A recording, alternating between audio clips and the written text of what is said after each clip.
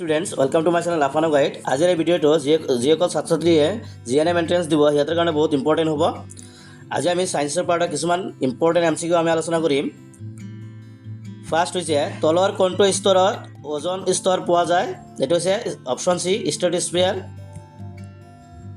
Next হৈছে গোলকীয় উত্তাপ বৃদ্ধিৰ কাৰক হৈছে এইটো হ'ব সেউজ গৃহ গেছ।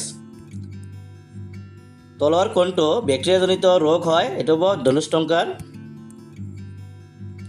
মেলেৰিয়া ৰোগ সৃষ্টিকাৰী অনুজীৱবিধ হ'ল এবিধ প্ৰটোজোৱা।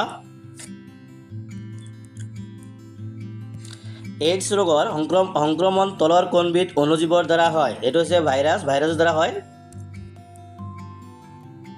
ভিটামিন ডি-ৰ অনুপস্থিতিৰ বাবে কেলছিয়ামৰ প্ৰভাৱ ঘটে, এইটো হৈছে অপশ্যন ডি ভিটামিন ডি।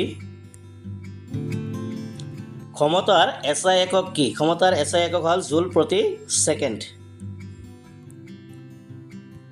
পৃথিৱীৰ কেন্দ্ৰত মাধ্যাকৰ্ষণিক ত্বৰণৰ মান কিমান হ'ব, এইটো হ'ব 0। এটা বস্তুৰ ভৰ 10 কেজি, ইয়াৰ ওজন কিমান হ'ব 98 নিউটন। বস্তু এটাৰ ওজন পৃথিৱীত 60 কিলোগ্ৰাম হ'লে চন্দ্ৰত ইয়াৰ ওজন কিমান হ'ব, এইটো হ'ব অপশ্যন বি 10 কিলোগ্ৰাম। চাপৰ SI একক হ'ল পাস্কেল। মটৰ গাড়ীৰ স্পীডোমিটাৰে কি পৰিমাপ কৰে, এইটো হৈছে গাড়ীৰ তাৎক্ষণিক দ্ৰুতি। তলৰ কোনটো ভেক্টৰ ৰাশি হয়, এইটো হৈছে ত্বৰণ।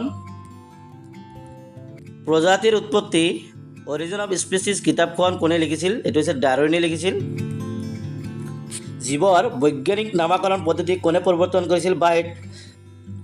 কৰিছিল এইটো হ'ব টেওলাছ লিনিয়াছ। যদি তোমালোকৰ এই ভিডিঅ'টো ভাল লাগিছে আৰু এনেকুৱা ভিডিঅ' লাগে তেন্তে লাইক, শ্বেয়াৰ আৰু কমেণ্ট কৰি দিবা। Thank U.